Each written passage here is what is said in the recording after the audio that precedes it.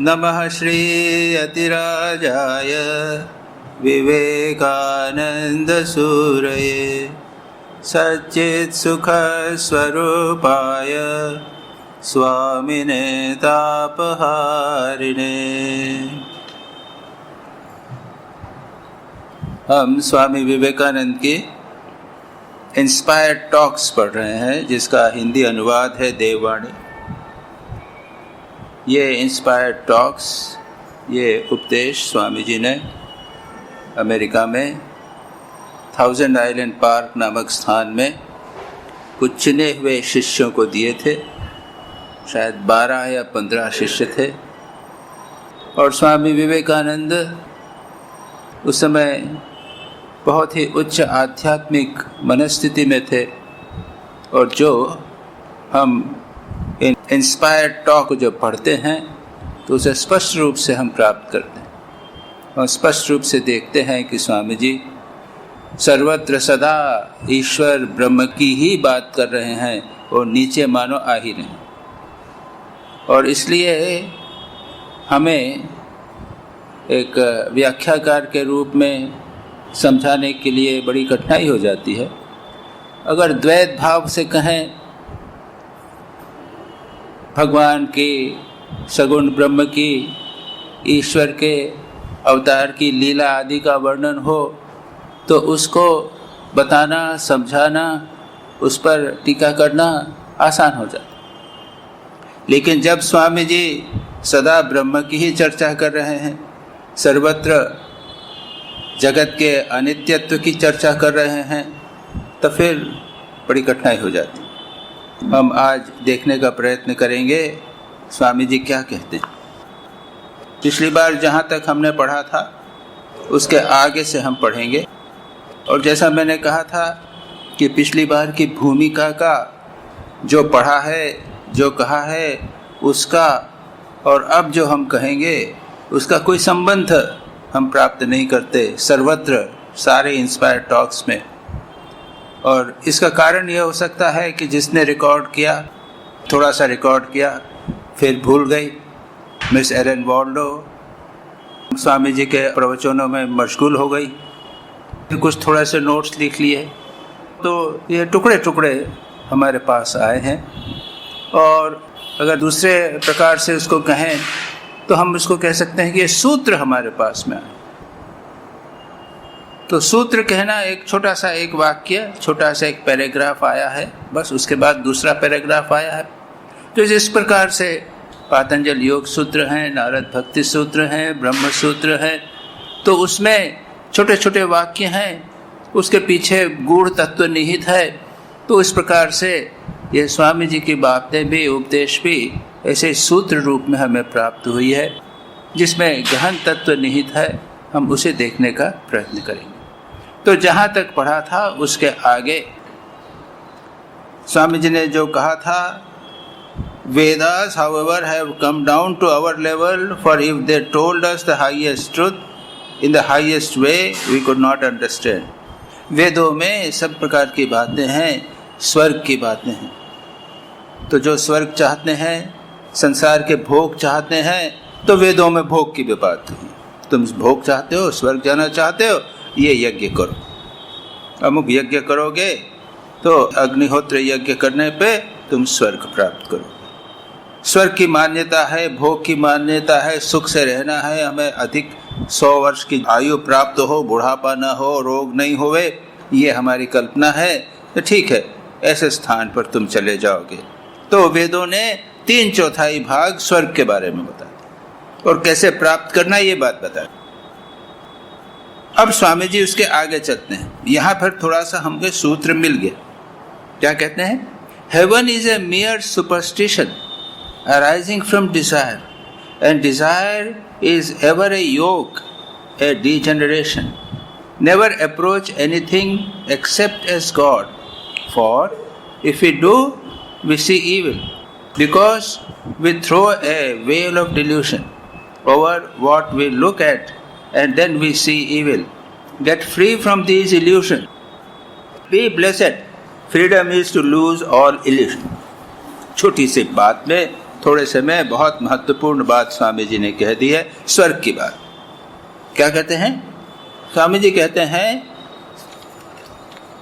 स्वर्ग हमारी वासनाओं से सृष्ट कुसंस्कार मात्र है।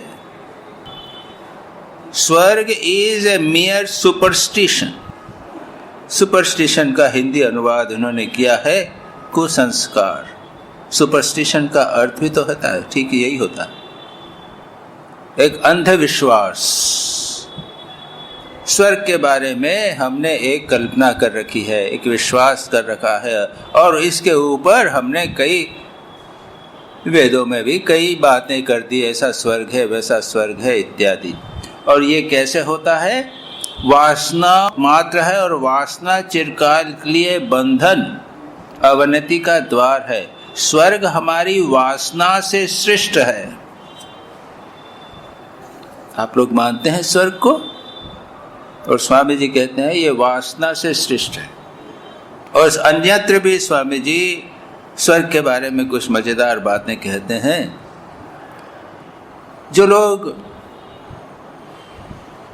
रेगिस्तान में रहते हैं, पानी नहीं मिलता, वो स्वर्ग की कल्पना कैसे करते हैं? एक ऐसा स्थान मिलेगा जहाँ पर झरने होंगे, बड़ी बड़ी नदियाँ होंगी, सुंदर बगीचे होंगे और खूब पानी होगा। स्वामी जी कहते हैं मैं ऐसे स्थान से आया हूँ जहाँ पर बारिश ही बारिश और नदियाँ ही नदियाँ हैं, हम हैरान हो जाए। बंगाल से तो बंगाल में गंगा भी है, और आगे जाइए तो ब्रह्मपुत्र भी है, और ब्रह्मपुत्र तो ऐसी है, वो नदी क्या है, वो समुद्र है, और बारिश होती है, खूब बारिश होती है, तंग आ जाता। तो बंगाल का व्यक्ति एक स्वर्ग की कल्पना करेगा तो कम पानी वाले स्वर्ग। अच्छा, या फिर हम सोचते हैं कि कोई एक सुंदर एक रम्य स्थान शिमला जैसा होवे, यहाँ बड़ी गर्मी है, शिमला जैसा स्थान हो। और जो पहाड़ों में रहने वाला है, जो ठंड में रहने वाला है, और उसको हमेशा उठना चढ़ना फिरना पड़ता है, रोज उसको 1 किलोमीटर ऊपर चढ़ना, 1 किलोमीटर नीचे उतरना पड़ेगा, वो कहेगा बाबा इससे तो एक नीचे एक स्वर्ग होगा, तो वो उसमें चढ़ना उतरना नहीं है, वहाँ पे इतनी ठंड भी नहीं है, बड़ा अच्छा है। तो प्रत्येक व्यक्ति अपनी परिस्थिति के अनुसार एक स्वर्ग की कल्पना। मैं अभी सोच रहा था, एक बच्चा होगा तो क्या स्वर्ग की कल्पना करेगा? वो स्वर्ग ऐसा होगा कि जहाँ पे टॉफी के पेड़ होंगे, टॉफी, चॉकलेट, लॉजेज, उसके पेड़ होंगे, और वो पैर हाथ जब भी उठाया फट से उसमें रहेंगे, जैसे चाहे इधर उधर टॉफी होगी, खिलौने, जितने कई प्रकार के खिलौने होंगे, जो चाहो वो खिलौना ले लो और खेलो। अच्छा, अब नरक कैसा होगा? स्वामी जी उसका भी वर्णन कई जगह कहीं करते हैं, ऐसा है। नरक कैसा होगा? पेड़ हैं, टॉफी के पेड़ हैं या मिठाई के पेड़ हैं, जो भी चाहते हो बढ़िया बढ़िया खाने का पेड़ है। भूख लगी, आपने पकड़ने के लिए गया तो पेड़ वो ऊपर चला गया। फल लेने जाओ, बढ़िया फल है, जैसे ही फल लेने के लिए गए कि फल ऊपर चला गया ऑटोमेटिकली। जितना आप कोशिश करो फल ऊपर चला गया, इसे आपके हाथ में नहीं है। और कहते हैं जो पेटू है, खूब खाने वाला है, उसका नरक कैसा होगा? तो ऐसा नरक होगा कि वहाँ खाने पीने की बहुत सारी बढ़िया बढ़िया चीजें चारों ओर फैली हुई, आप वहाँ पर हैं, आपका पेट बहुत बड़ा, अभी तो छोटा सा पेट है हमारा, आप समझ लीजिए कि इससे जितना बड़ा पेट है उससे 10 गुना 15 गुना बड़ा पेट, भूख खूब लगेगी, और आपका मुंह कितना छोटा सा, एक सुई की जितना नोक होता उतना मुंह, इतना सारा खाना, इतनी भूख लग रही है, खा नहीं सकते। ये क्या हुआ? ये वासना के कारण ही होता। हमारी वासना के कारण हम नरक भोगते हैं, स्वर्ग की कल्पना करते हैं। और स्वामी जी यही कहते हैं स्वर्ग हमारी कल्पना से संस्कृष्ट एक कुसंस्कार मात्र है। और बाद में क्या वासना कभी नष्ट होती क्या?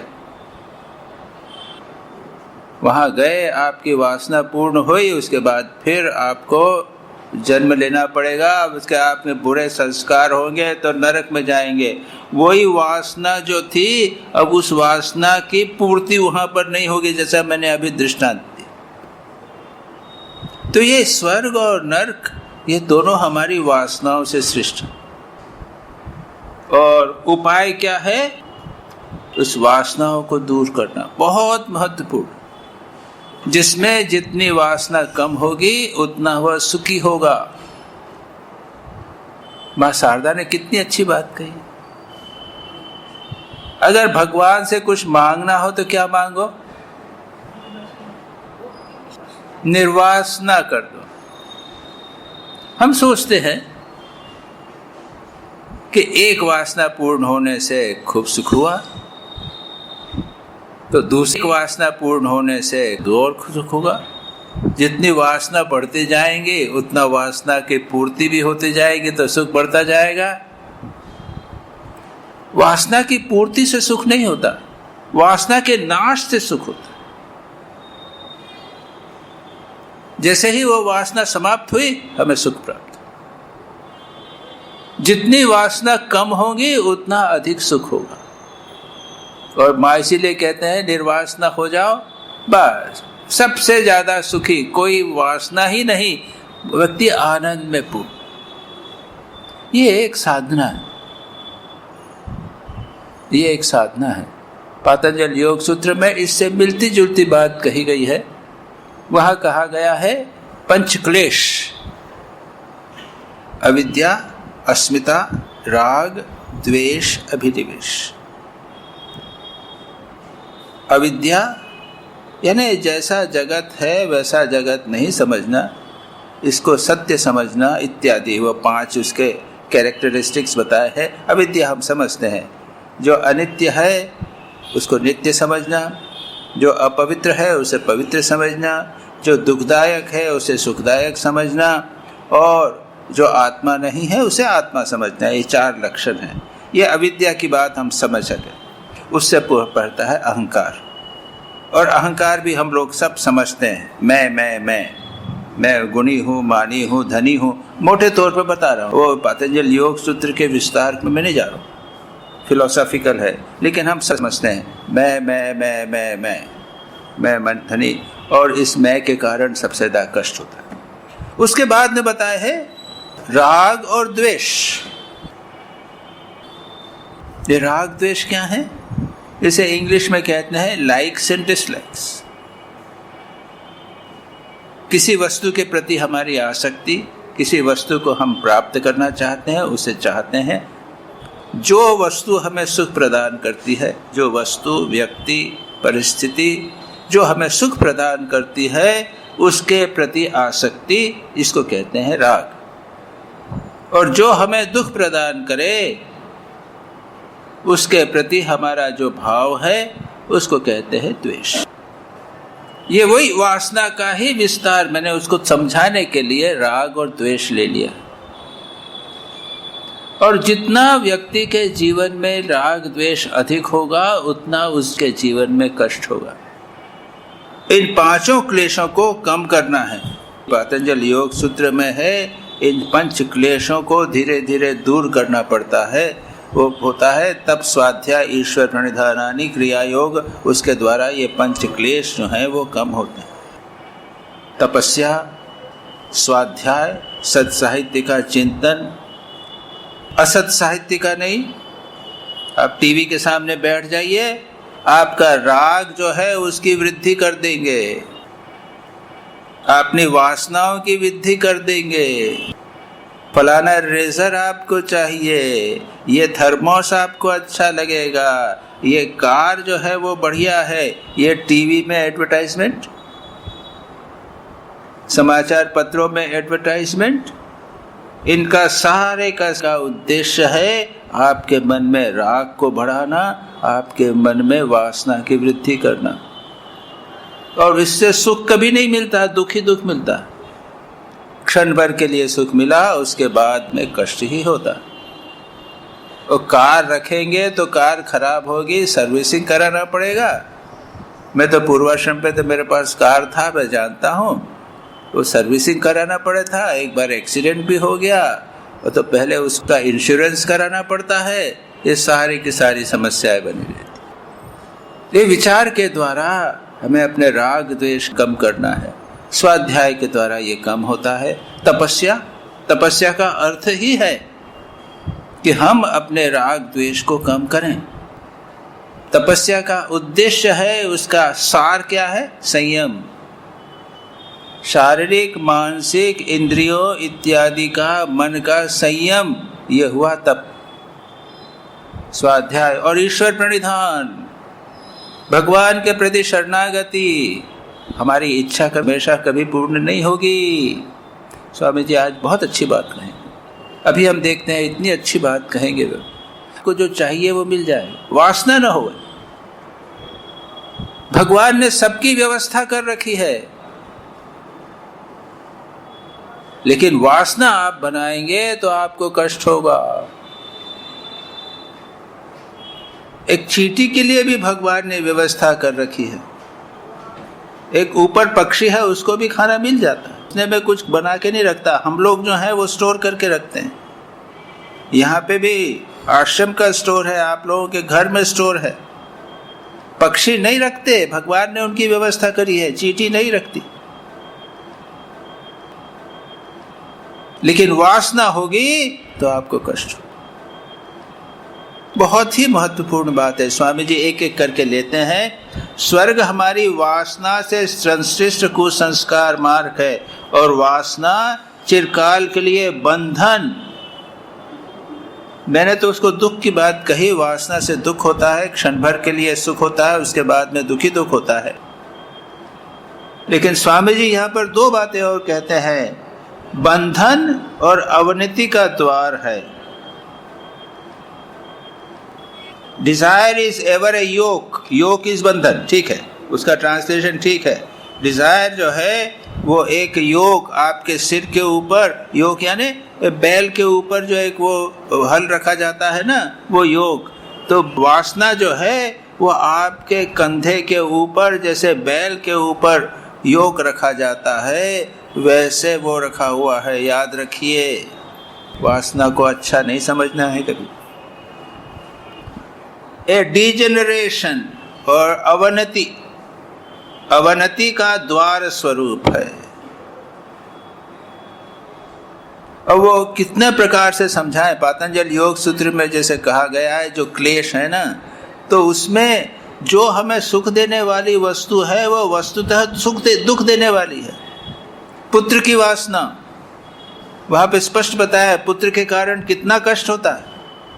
इसके बारे में कई बार मैं व्याख्या कर चुका हूं, बता चुका हूं। धन के द्वारा, धन से सब लोग धन चाहते हैं, धन चाहते। और सबसे दुखी कौन है? जितने करोड़पति हैं वो सबसे ज्यादा दुखी है। जितना उनका पैसा अरबपति होते जाते हैं उतने दुखी होते जाते हैं। आप मत समझिए कि वो सुखी हैं। उसके बदले तो ये गरीब जो यहाँ पे भिखारी है ना, वो रात को आराम से सोता है। वो अरबपति जो है उनको टैबलेट लेनी पड़ती है। अरे नींद ही नहीं आती जिसको, वो क्या सुखी होगा? नींद में तो सबसे अधिक सुख प्राप्त होता है। नींद में हम सब कुछ भूल जाते हैं। राजा भी सो जाता है और रंक भी सो जाता है, धनी और निर्धन सब सो जाते हैं। भगवान ने ऐसी व्यवस्था की है कि उसमें तुम सब कुछ सो के परमात्मा के साथ एक हो जाते हो। परमात्मा का आनंद हमारे भीतर है, वो व्यक्त होता है। जो आनंद और सुख है ये सारे के सारे हमारे भीतर है, जो व्यक्त होते हैं। हम सोचते हैं कि वासना पूर्ति से होता है, हम सोचते हैं कि पुत्र के कारण सुख हुआ, हम सोचते हैं कि धन के कारण सुख हुआ। अरे ये धन और पुत्र के कारण सुख नहीं होता। क्षण भर के लिए वासना शांत हुई, मन शांत हुआ और उसके ऊपर चैतन्य का, आत्मा का, सुख का प्रतिबिंब हुआ, इसलिए हमें सुख प्राप्त हुआ। ये हमारे वेदांत का कथन है।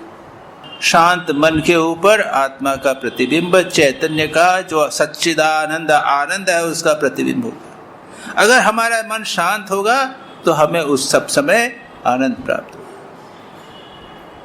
वासना को दूर कीजिए।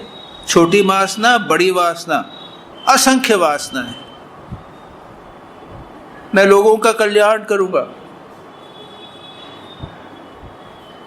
मैं एक बड़ी किताब लिखूंगा,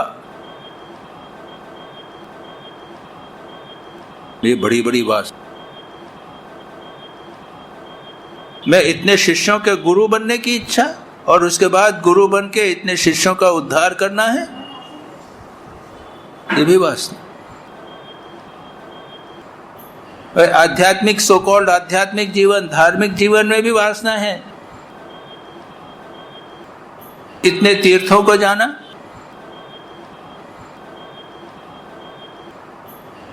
तो बद्री केदार हो गया, उसके बाद में फिर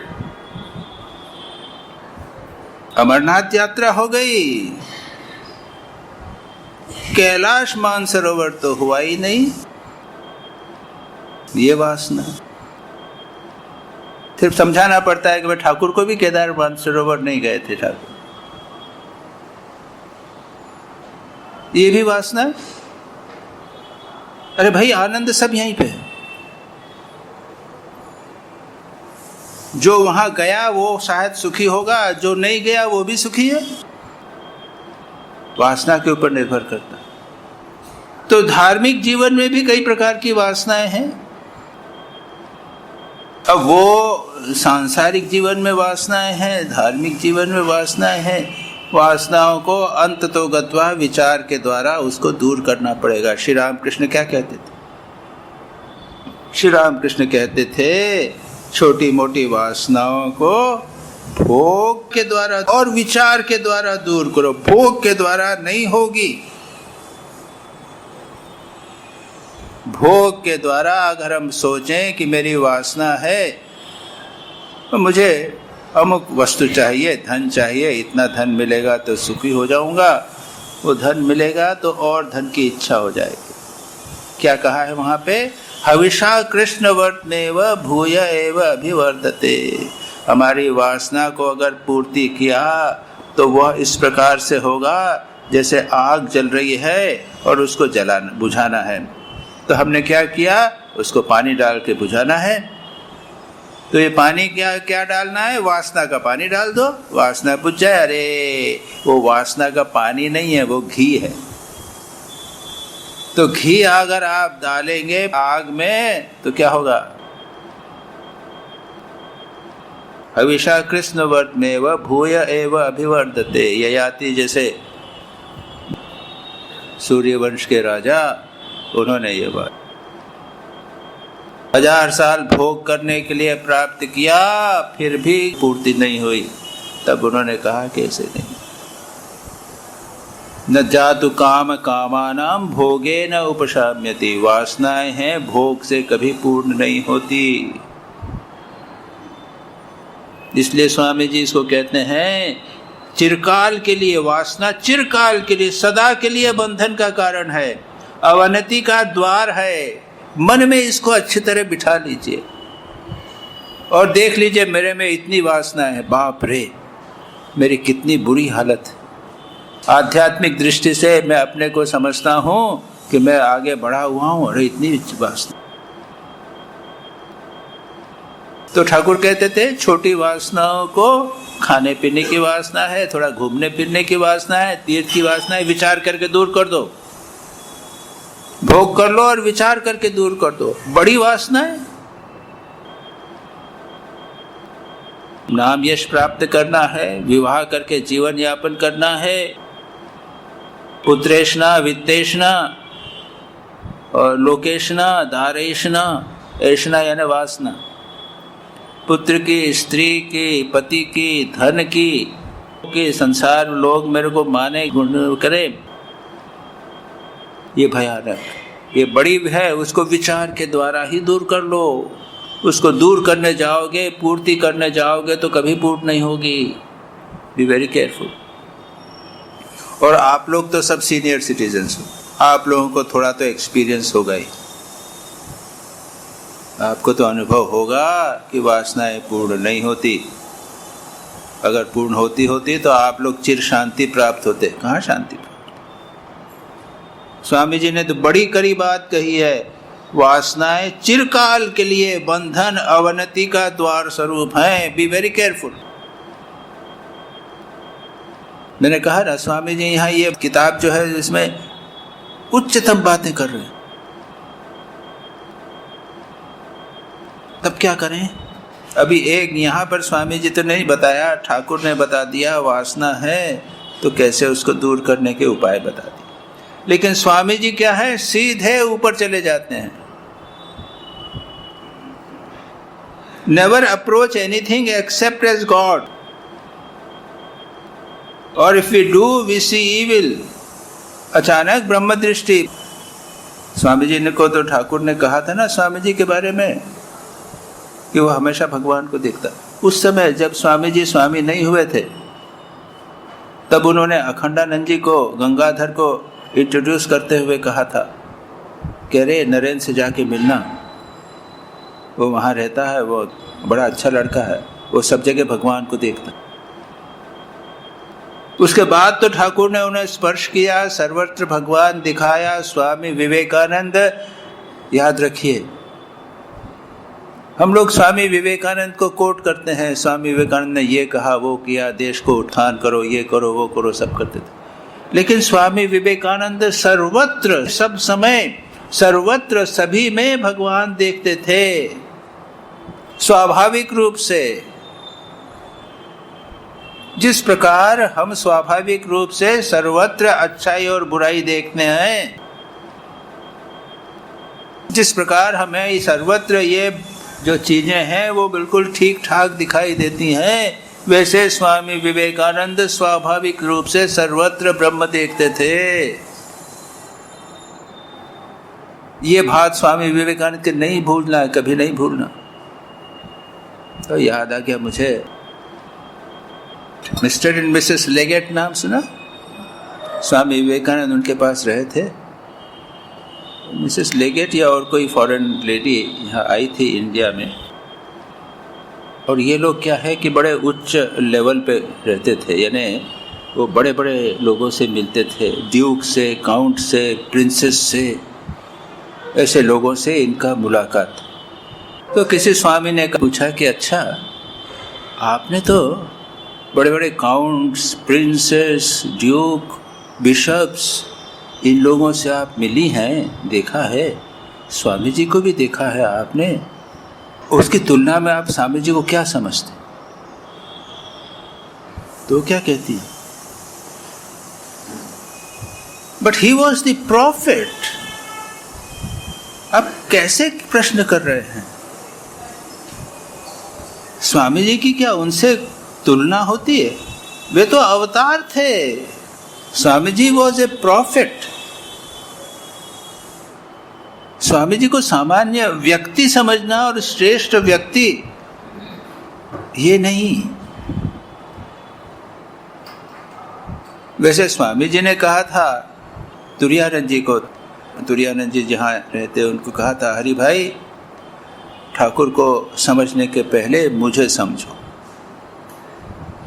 तो लगता है कि ये बिल्कुल अहंकारी बात है। नहीं, शायद तुरानंद जी उस पर कमेंट करते हुए कहते हैं, क्यों कहा था जानते हो? वो इसलिए कि श्री रामकृष्ण अवतार वरिष्ठ हैं, है ना, अवतार वरिष्ठ, श्रेष्ठतम अवतार। स्वामी जी क्या हैं? नरश्रेष्ठ, है ना। नरश्रेष्ठ को समझे बिना क्या हम अवतार वरिष्ठ को समझ सकते हैं? हमारा क्या लेवल है? हम तो मानव ही नहीं। हमारी कैसी दुर्गति है? पहले श्रेष्ठ बने, स्वामी जी को समझे, तब ठाकुर को समझने की बात आई। प्रेमानंद जी जो पहले स्वामी विवेकानंद को नहीं समझते थे, मालूम है ना आप लोगों को? स्वामी विवेकानंद भारत में आके उन्होंने कहा कि ये रिलीफ वर्क करो, ये करो, तो प्रेमानंद जी कहते थे जाओ अपने ब्रह्मचारी लोगों को, जाओ जाओ काम करके आ जाओ, जल्दी आ जाओ, बाकी ज़्यादा दिन नहीं रहना। वो समझ नहीं आता था कि स्वामी जी ये क्यों काम में सब लगा रहे हैं, याद रखिए, स्वामी जी कोई सेवा के लिए नहीं कह रहे थे, शिव ज्ञान से सेवा करने के लिए कह रहे थे। स्वामी जी तो सर्वस्त्र नारायण देख रहे हैं, वो नारायण कष्ट पा रहा है, जाओ नारायण की सेवा करो, ये बात है। प्रेमानंद जी को बात समझ में नहीं आती थी। वो कहते थे बेलूर मठ में जितना काम करते हो वो सब भगवान की, ठाकुर की पूजा है। क्यों? यहाँ ठाकुर घूमते हैं, तो रास्ता साफ रखना, यहाँ ठाकुर घूमते हैं, बेलूर मठ के बाहर नहीं। बाद में प्रेमानंद जी ने जब पढ़ा स्वामी जी को, complete works of Swami Vivekananda 5 volume आए, उसके बाद में उन्हें परिवर्तन हो गया। तब तक स्वामी जी चले गए थे, उनका शरीर चला गया था। उसके बाद प्रेमानंद जी कहते थे मैं स्वामी जी का चेला हूं। और कोई वचनामृत पढ़ रहा था, वचनामृत पढ़ के वो तपस्या के लिए जाना चाहता था। प्रेमानंद जी ने डांटते हुए देखा, ये वचनामृत पढ़ के इसका दिमाग खराब हो गया। वचनामृत पर दिमाग, स्वामी विवेकानंद को नहीं पढ़ा इसलिए वचनामृत नहीं समझा। बिना स्वामी विवेकानंद को पढ़े आप वचनामृत को नहीं समझ सकते, उल्टा समझेंगे। तो थोड़ा विषयांतर हुआ। यहाँ पर स्वामी जी जो बात कर रहे हैं वो क्या कह रहे हैं? ब्रह्म दृष्टि को छोड़कर अन्य किसी भाव से किसी वस्तु को मत देखो। स्वामी जी जैसा व्यक्ति कह सकता है, मैं नहीं कह सकता, क्योंकि मैं नहीं देखता। स्वामी जी देखते हैं, वो उपदेश दे सकते हैं, उनको अधिकार है। ब्रह्म दृष्टि को छोड़कर अन्य किसी भाव से किसी वस्तु को मत देखो। यदि ऐसा करोगे तो अन्याय और बुराई ही देखने में आएगा। हमको यही तो दिखता है, सर्वत्र यही दिखता है ना। अरे ये काम ठीक नहीं हुआ, वो काम ठीक नहीं हुआ, ये कैसा चल रहा है, और न्यूज़पेपर उठा कर देख लो तो सब यही चीज मिलेगी। तो न्यूज़पेपर की बात तो छोड़ दो, फिर भी हमारे मन में भी, या तो हमारा घर हो या आश्रम हो या बाहर का समाज हो, हमको बुराई दिखे। दुर्भाग्य है हमारा, हम बुरा देखने के आदी हो गए हैं। माँ शारदा ने चाहे कितना भी कहा हो, बाबा किसी का दोष मत देखना, लेकिन हम दोष देखने का स्वभाव हमारा हो। स्वामी विवेकानंद कहते हैं अगर तुमको किसी का दोष दिखे तो अपने मन में अपने आप से सोचो कि क्या मामला है, मुझे दोष क्यों दिख रहा है? There is something wrong with me, मेरे में कुछ दोष है, इसीलिए मुझे दोष दिखा। क्योंकि हम जिस वस्तु को देखने जाते हैं उसके ऊपर एक भ्रमात्मक आवरण डाल देते हैं और इसी कारण बुराई देखते हैं। इन सब भ्रमों से मुक्त हो जाओ और परमानंद का उपभोग करो। सभी प्रकार के भ्रमों से मुक्त होना ही मुक्ति है। यहाँ पर स्वामी जी फिर भ्रम की चर्चा करते हैं, जिसको हम विस्तार से पहले कराए हैं। याद है आप लोगों को? इसके पहले मैंने सब कहा है, जाति भेद नहीं है इत्यादि। स्वामी जी कहते हैं हत्यारा व्यक्ति भी ब्रह्म स्वरूप है, उसके ऊपर हत्याकारी रूपी जो आवरण रहता है उसको अध्यारोप या आरोपित मात्र है। पहले वो सब कहते हैं ना जन्म है ना मृत्यु है, भ्रम की बात पहले भी भक्त स्वामी जी कहते हैं। ये वेदांत की चर्चा उन्होंने की है और मैंने उसको विस्तार से बताया था। हमारा मन जैसा है उसको हम बाहर प्रक्षिप्त करते हैं और इसलिए हम बाहर जो देखते हैं वो हमारे मन का ही एक प्रतिबिंब है। जिस वस्तु को हम देखने जाते हैं उसके ऊपर एक भ्रमात्मक आवरण डाल देते हैं, इसलिए अच्छाई दिखती है, बुराई दिखती है, इसी कारण बुराई देखते हैं। इन सब भ्रमों से मुक्त हो जाओ और अगर आप आनंद को देखेंगे, ब्रह्म को देखेंगे, तो फिर आपको बुराई नहीं दिखेगी, ये भ्रम नहीं दिखेगा, आनंद ही आनंद रहेगा। परमानंद का उपभोग करो। सभी प्रकार के भ्रमों से मुक्त होना ही मुक्ति है। एक दृष्टि से उसी बात को स्वामी जी आगे कहते हैं, सभी मनुष्य ब्रह्म को जानते हैं। In one sense, Brahma is known to every human being. He knows I am, but man does not know himself as he is. एक दृष्टि से सभी मनुष्य ब्रह्म को जानते हैं, क्योंकि वे जानते हैं मैं हूँ। हम सब जानते हैं मैं हूं, हम सब जानते हैं मैं हूं। प्रश्न यह है कि मैं कौन हूं? स्वामी जी यही कहते हैं, किंतु मनुष्य अपना यथार्थ स्वरूप नहीं जानता। हम जानते हैं कि हम हैं, किंतु कैसे हैं यह नहीं जानते। मैं हूं, मैं कौन हूं, कैसा हूं? मैं 3.5 हाथ का हूं। मेरी हाइट जो है वह 5 फीट 9.5 इंच है। मेरा वजन इतना है। मैं गोरे रंग का हूं, मैं पुरुष हूं, और सारा का सारा बायोडेटा आ गया। प्रत्येक व्यक्ति अपना बायोडेटा, अपना इंट्रोडक्शन, मैं कौन हूं, अपना परिचय देगा, मैं ये हूं। नया कोई व्यक्ति आएगा, आपको इंट्रोड्यूस किया जाएगा, आपको मिलाया जाएगा, आपका परिचय दिया जाएगा। आपने कुछ बोला, उसने तो कहते नहीं है आपने गलत बोला, मैं ये हूँ। तो हम सभी जानते हैं हम हैं, किंतु कैसे हैं यह नहीं जानते। हम ये जानते हैं हम हैं, और जो हम बता रहे हैं वह वस्तुतः हम नहीं हैं। ये स्वामी जी कहना चाहते हैं, किंतु कैसे हैं यह नहीं जानते। यह हम यथार्थ स्वरूप नहीं जानते। मैं हूं, और उसके ऊपर हमने बहुत सारी चीजें जोड़।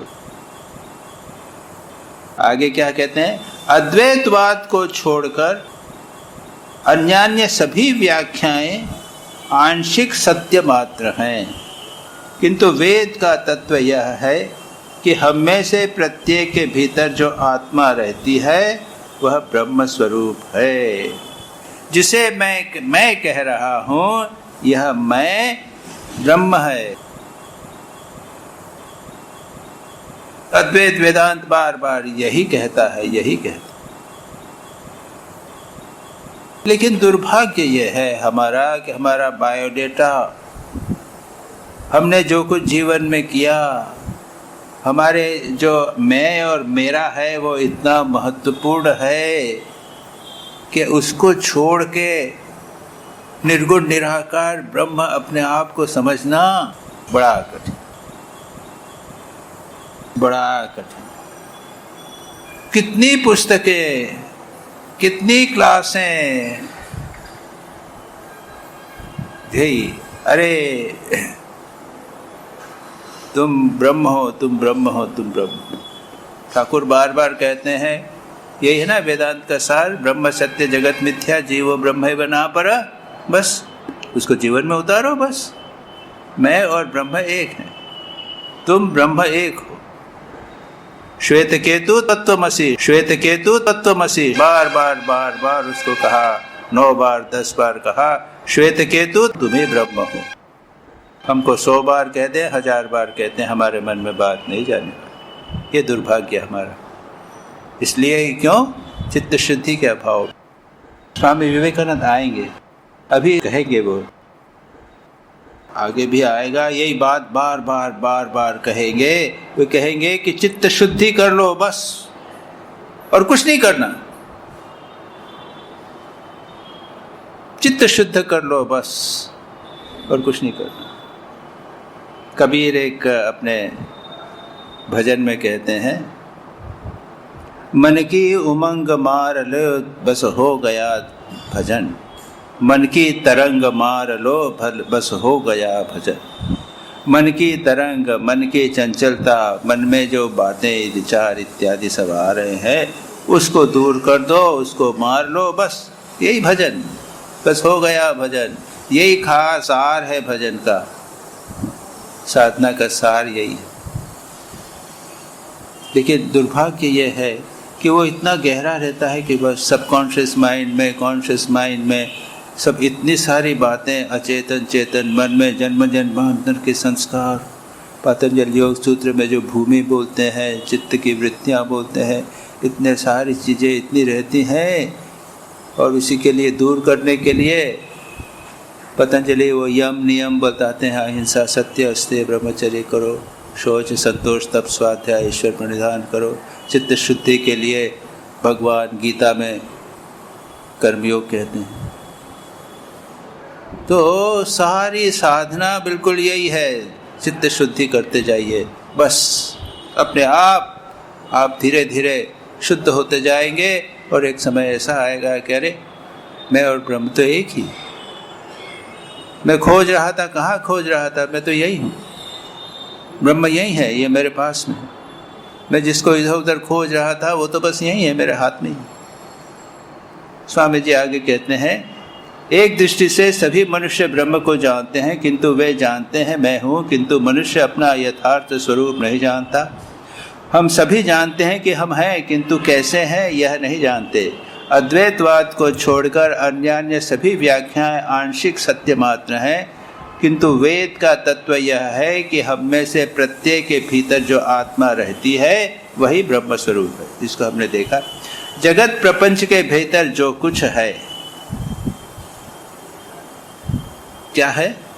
वह सब जन्म, वृद्धि, मृत्यु, उत्पत्ति, स्थिति और प्रलय द्वारा वह जगत प्रपंच के भीतर जो कुछ है वह सब इनके द्वारा सीमाबद्ध है, जिसको षड विकार कहा जाता है। क्या है? जायते, अस्ति, विपरिणमते, वर्धते, अपक्षीयते, नश्यति। वस्तु का, जीव का जन्म होता है, सभी वस्तुओं का, वो रहती है, उसके बाद वर्धन होता है, वृद्धि होती है, उसके बाद उसमें परिणाम होता है, उसके बाद क्षय होता है और उसके बाद नाश होता है, नश्यति। यही बात स्वामी जी कहते हैं, जन्म, वृद्धि, मृत्यु, उत्पत्ति, स्थिति और प्रलय द्वारा सीमाबद्ध है।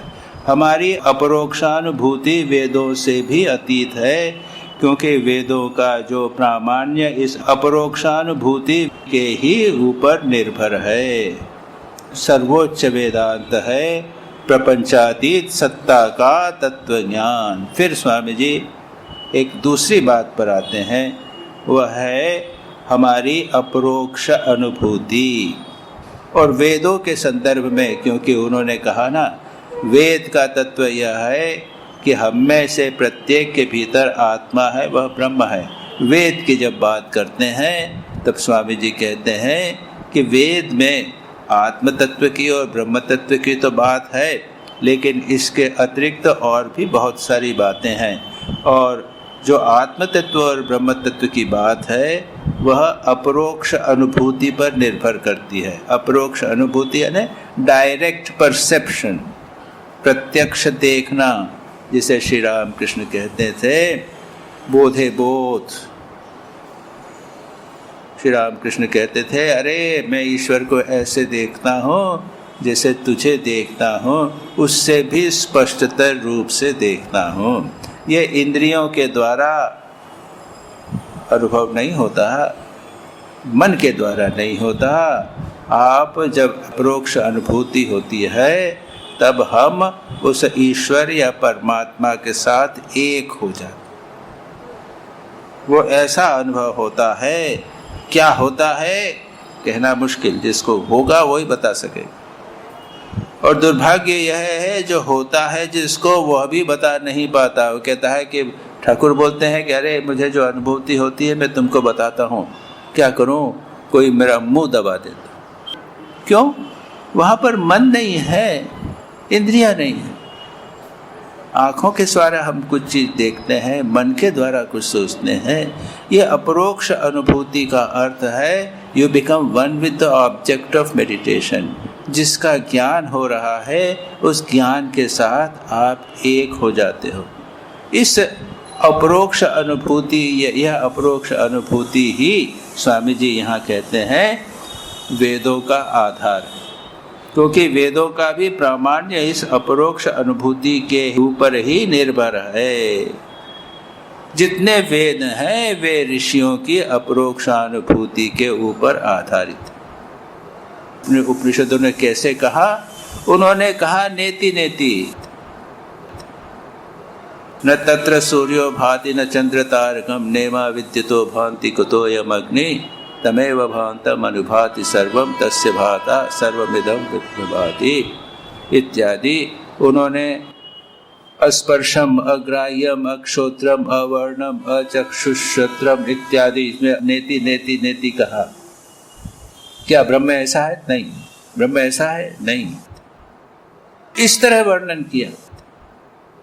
तो यहाँ पर स्वामी जी यही कहते हैं कि इस अपरोक्ष अनुभूति पर सारे वेद आधारित हैं। तो इसके बाद में स्वामी जी कहते हैं, अंत में समाप्त करते हुए हम पढ़ेंगे, सर्वोच्च वेदांत है प्रपंचातीत सत्ता का तत्व ज्ञान। प्रपंच यानी क्या? बाहर जो हमें दिखता है। प्रपंच यानी क्या कहते हैं? विस्तार।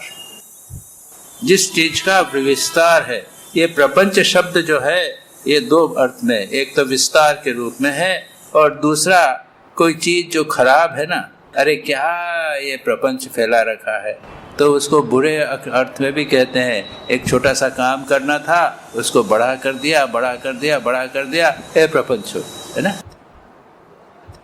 तो ये विस्तार, हम अपने चक्कर में फंस गए, हम काम करने लगे, अरे क्या प्रपंच में, पहले तो ठीक ही था, ये मैंने काम चालू कर दिया, आश्रम कर दिया, इसका प्रपंच में।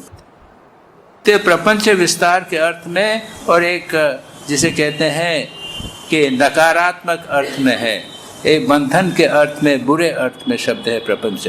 स्वामी जी ठीक ही कहते हैं। और ये वेदांत क्या है? ये प्रपंच जो है बाह्य जगत का विस्तार है, उसके परे जो सत्ता है उसका तत्व ज्ञान। इंग्लिश में इसको स्वामी जी कहते हैं, the highest Vedanta is the philosophy of the beyond. बस इसको ट्रांसलेशन करके उन्होंने प्रपंच किया है।